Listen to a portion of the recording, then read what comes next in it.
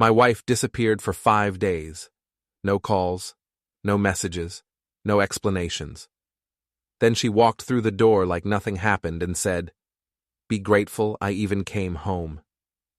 I looked at her and replied, "Thanks, but you don't live here anymore."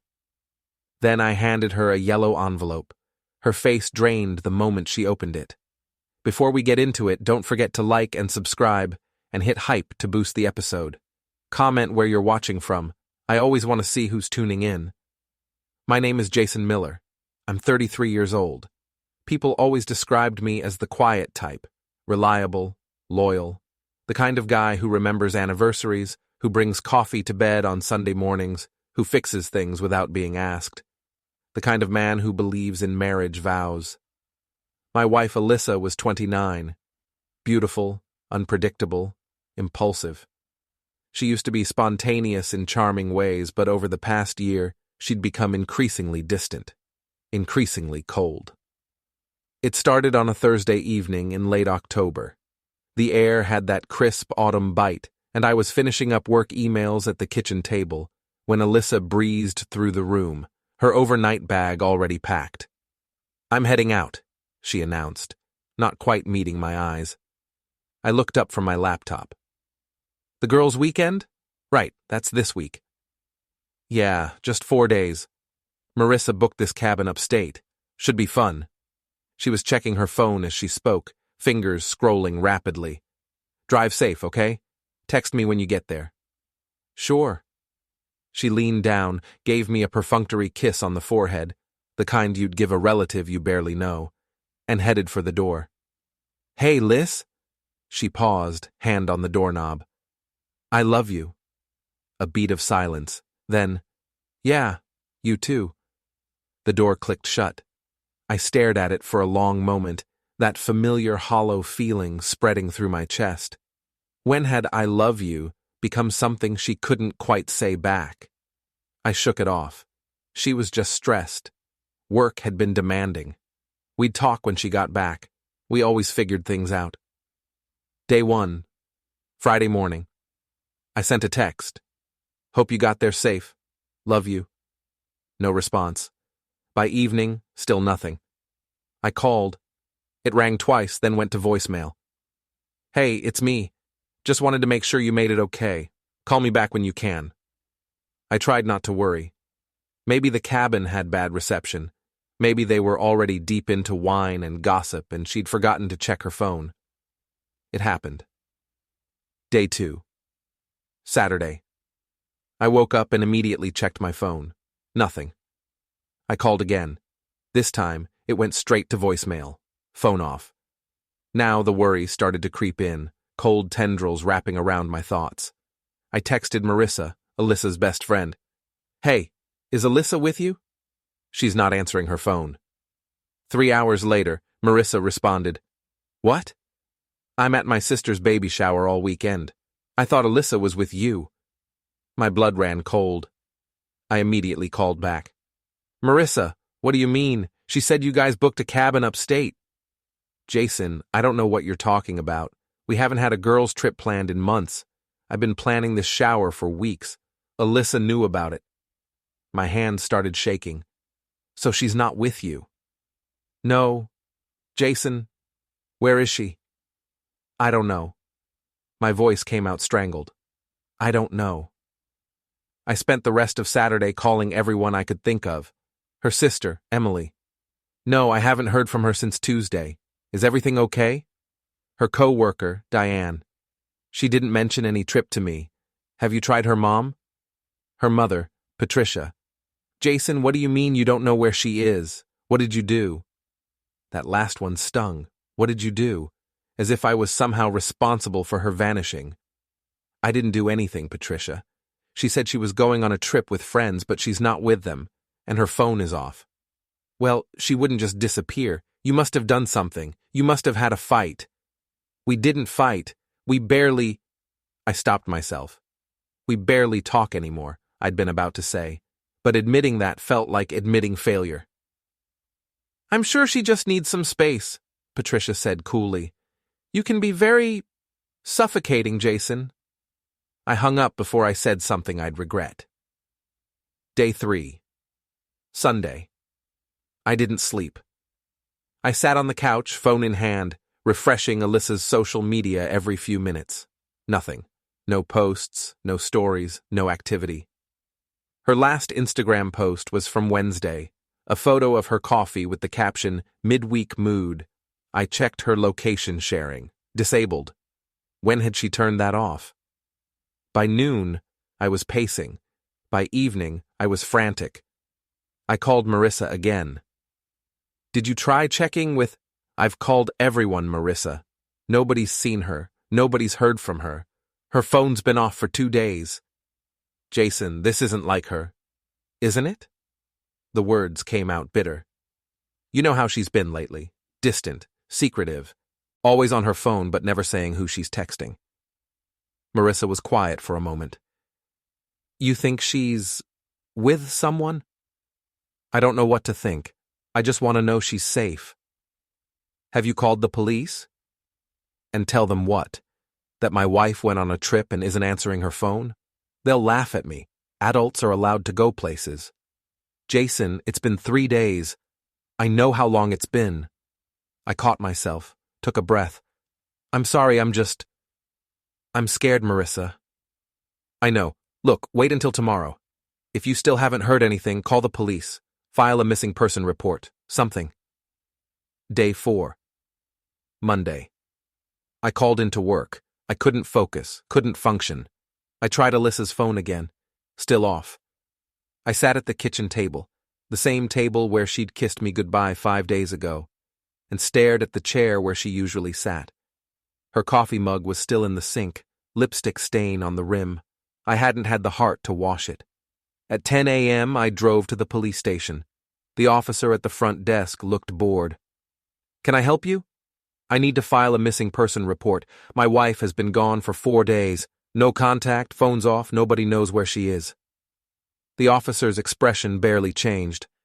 "How long you been married?" 6 years. "Any recent arguments? Financial troubles?" "No, nothing like that. She said she was going on a trip with friends, but she never went. She lied to me. And now she's just gone." The officer slid a form across the desk. "Fill this out. We'll look into it. But I gotta be honest with you, sir. Most of these cases, the person turns up on their own. Marital issues, cold feet, that kind of thing." My jaw tightened. "This isn't cold feet. Something's wrong." "Sure, just fill out the form." I spent an hour providing details.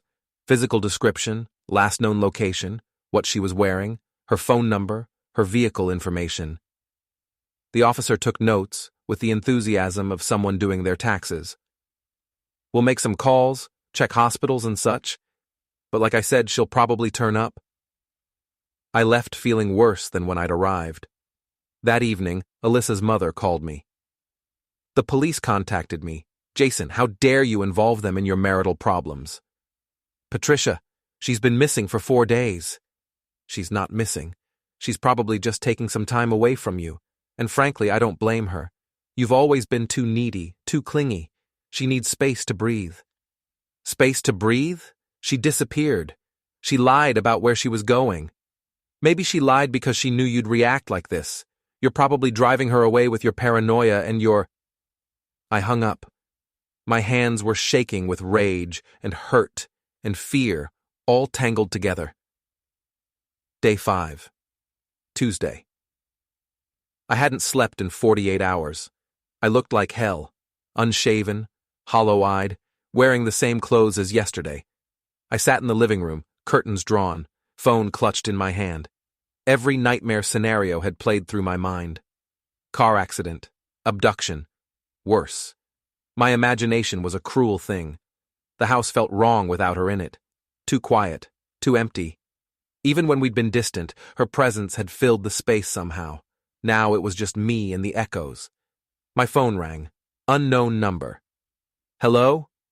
My voice was hoarse. "Mr. Miller? This is Detective Ramirez with the police department. I'm calling regarding your missing person report." My heart lurched. "Did you find her? Is she okay?" We've checked hospitals, morgues, accident reports. Nothing. We pinged her phone. It's been off since Friday evening. Last location was near your home address. Her car hasn't been caught on any traffic cameras leaving the area. So where is she? That's what we're trying to determine. Mr. Miller, I have to ask, is there any possibility your wife is staying away voluntarily? Any chance she might have a reason to avoid coming home? You think she left me? I'm just exploring all possibilities. Everyone thinks I did something. Her mother, her friends, now you. But I didn't do anything except love her and trust her and wait for her to come home. I understand you're frustrated. Do you? Do you understand what it's like to have someone you love just vanish? And then have everyone look at you like you're the villain? Mr. Miller, I'm on your side. I'm trying to help. But I need you to be honest with me. Was your marriage in trouble? I closed my eyes. Yes. Can you elaborate? She's been pulling away for months, maybe longer. Late nights at work, always on her phone.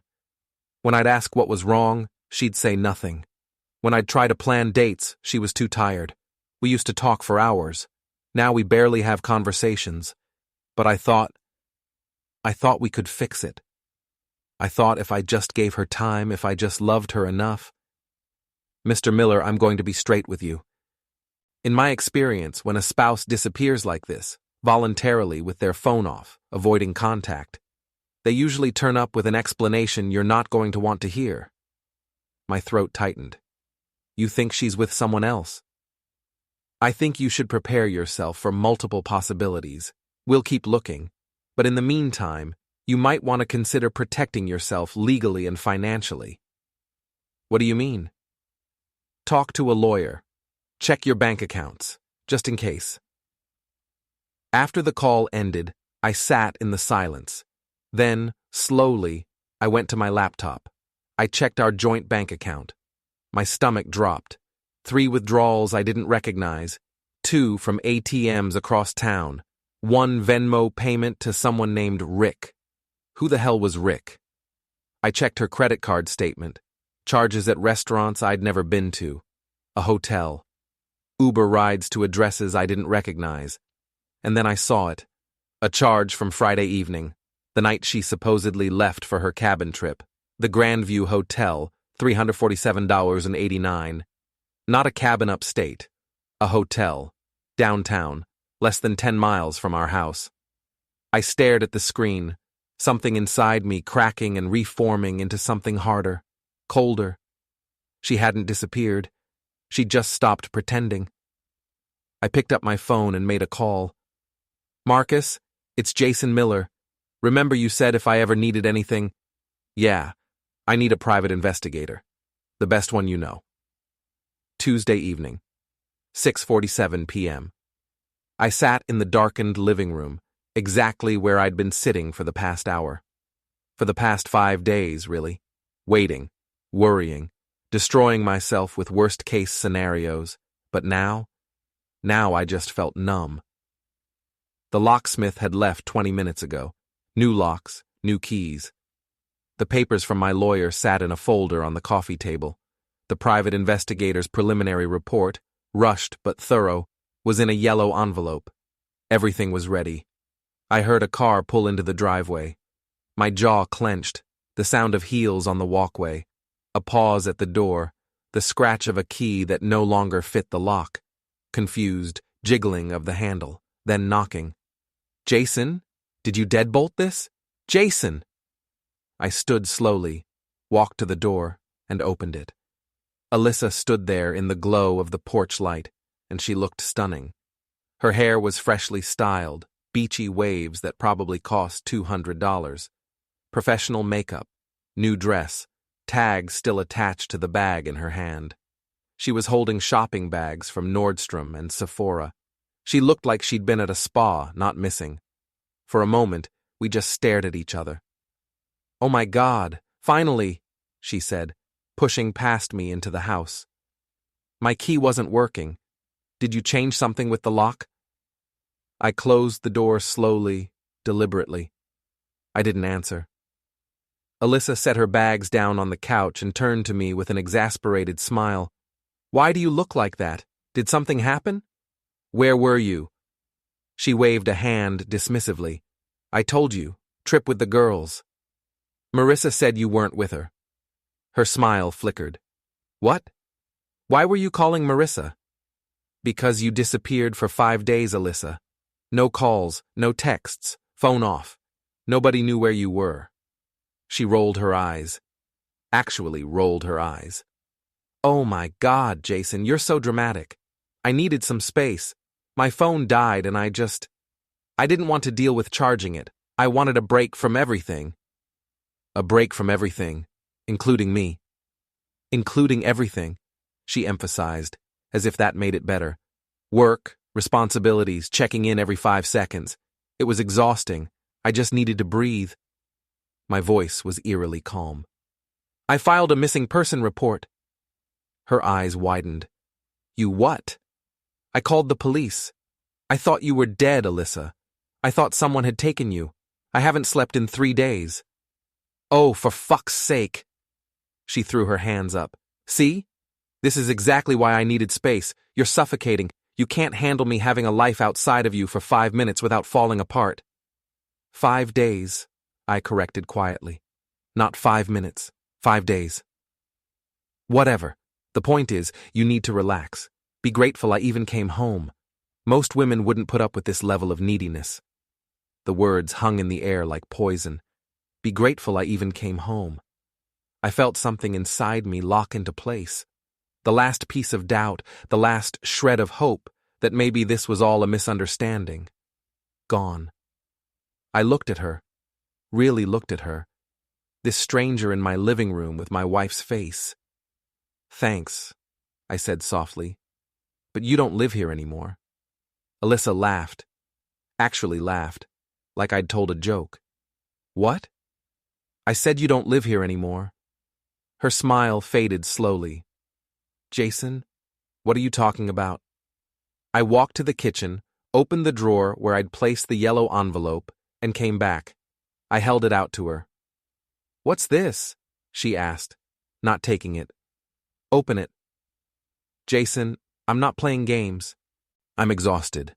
I just want to take a shower and go to bed. You don't live here anymore, I repeated, so you won't be doing either of those things. Take the envelope.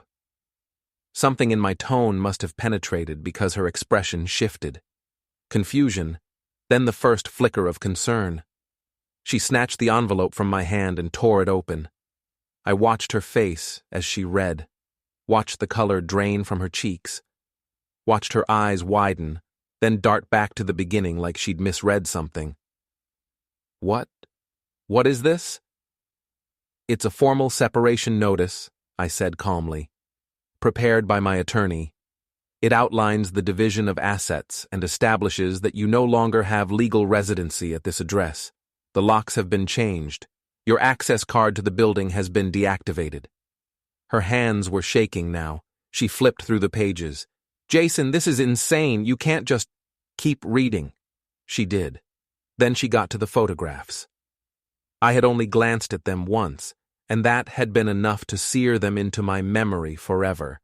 But watching her see them was different. Watching her realize that she'd been caught.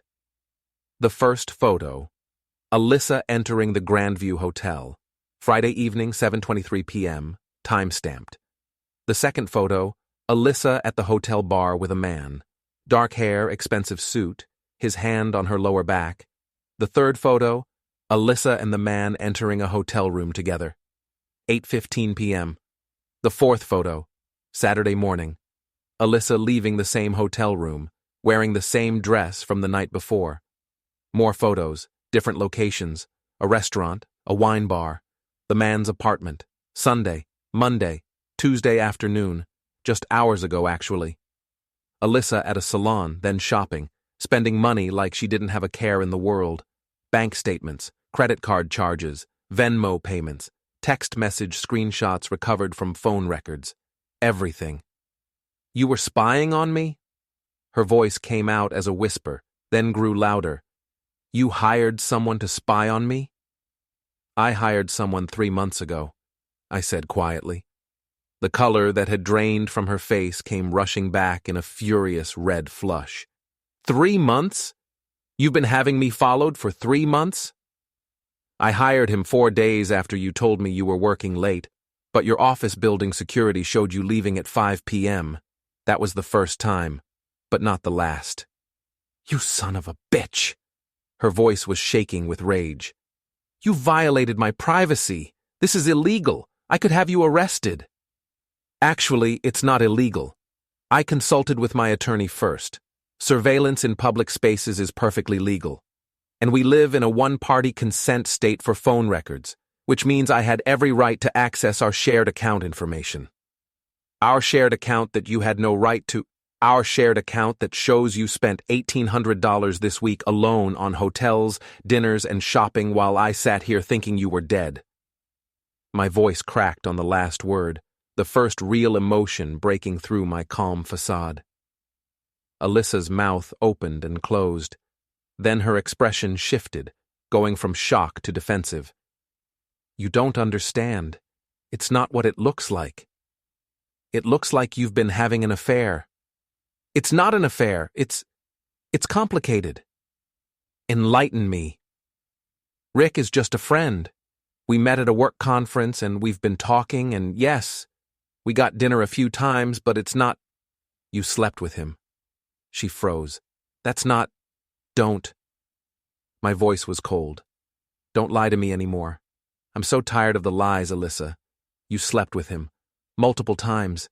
At hotels you paid for with our joint credit card. You've been texting him constantly. The investigator has the records. You told him you were going to leave me. You told him you just needed to figure out the logistics. That's a direct quote, by the way, from a text you sent on October 10th. Tears started streaming down her face, but I felt nothing. No sympathy, no urge to comfort her. Just exhaustion. Jason, please, let me explain. I don't want your explanations. I want you out of my house. Our house. This is our house. Actually, it's not. I gestured to the papers in her hands. If you'd read further, you'd see that this house is held in a family trust established by my parents.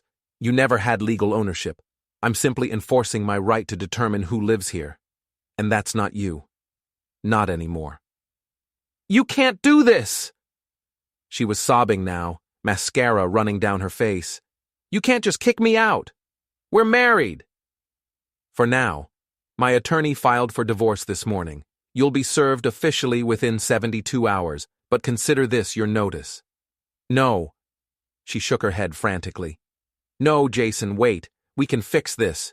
We can go to counseling. I made a mistake. I know I did. But we can work through this. The way we worked through the distance? The way we worked through your lies? The way we worked through you vanishing for 5 days to play house with your boyfriend while I reported you missing to the police? He's not my boyfriend. What is he then? Explain it to me, Alyssa.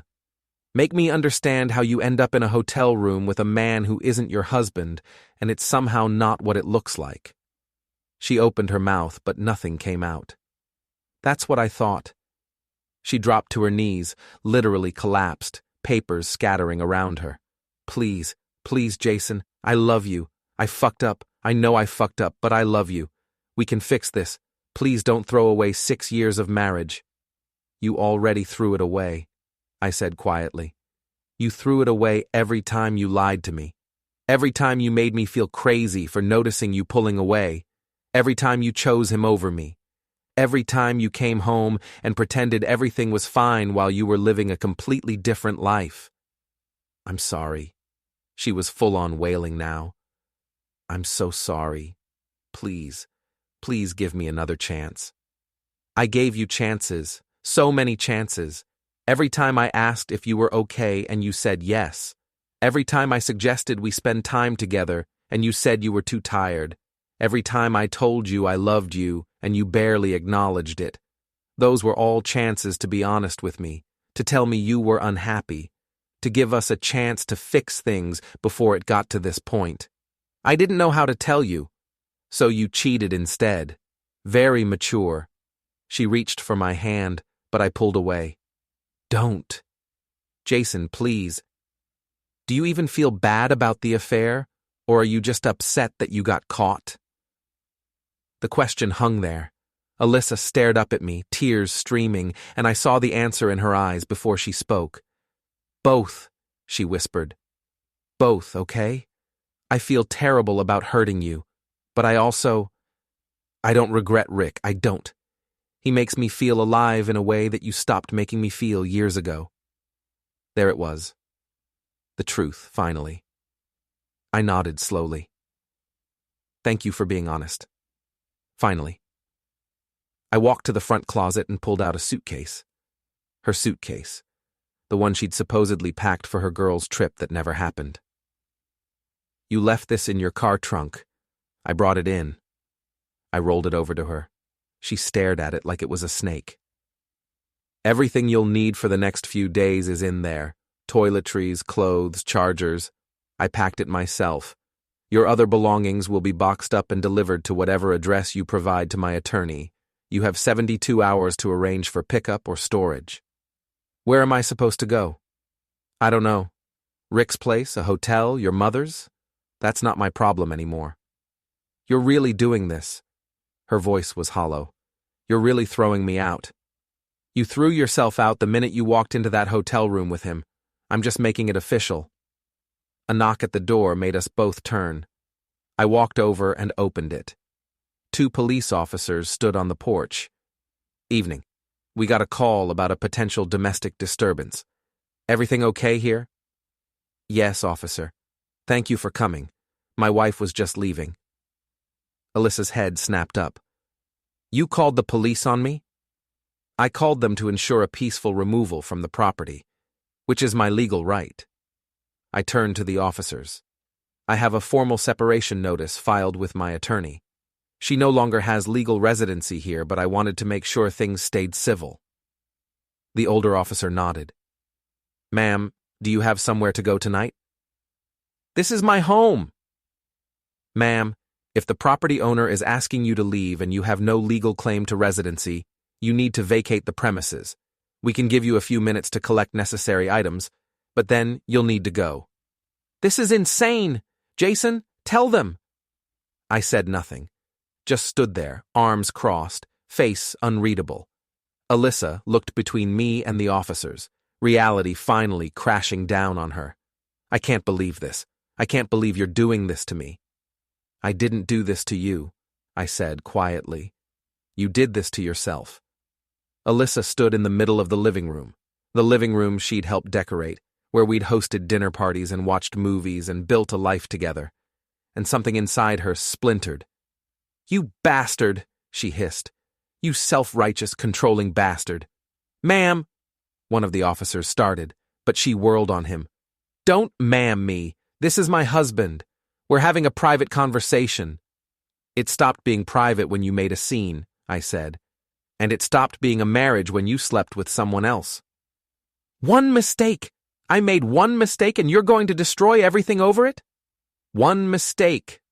I laughed, but there was no humor in it. Alyssa, you've been seeing him for at least 3 months. The investigator documented 17 separate occasions. 17 times you chose to be with him instead of working on our marriage. That's not a mistake. That's a choice. Multiple choices.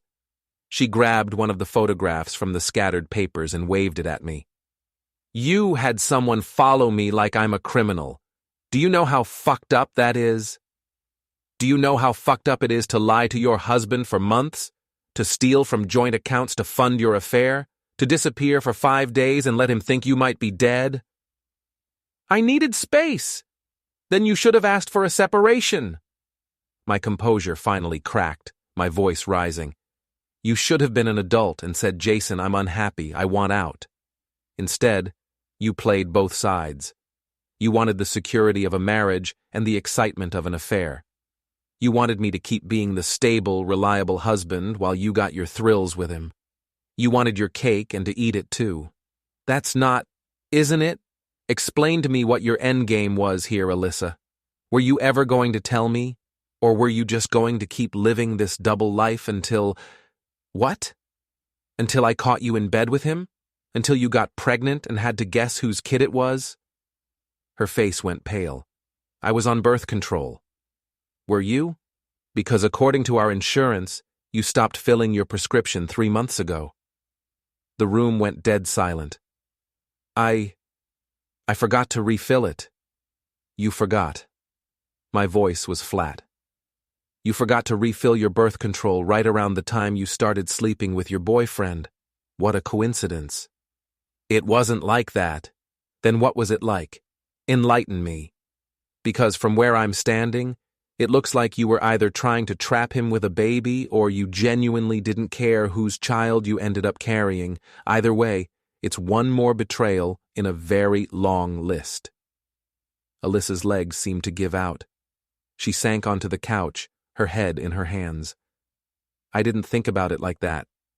You didn't think. Period. You just did whatever felt good in the moment. Consequences be damned. That's not fair. What's not fair is what you did to me. My voice cracked. What's not fair is that I loved you with everything I had. That I tried every single day to be a good husband. That I ignored the red flags because I wanted to believe you still loved me too. That I sat here for 5 days, scared out of my mind, imagining every horrible thing that could have happened to you. While you were at a spa getting your hair done with money you took from our account. I'm sorry. Her voice was barely a whisper. You're sorry you got caught. There's a difference. No, I'm sorry I hurt you. I am. I never wanted to hurt you. Then why did you do it? The question hung in the air. Alyssa looked up at me, mascara-streaked face, and for the first time since she'd walked in, she looked genuinely broken.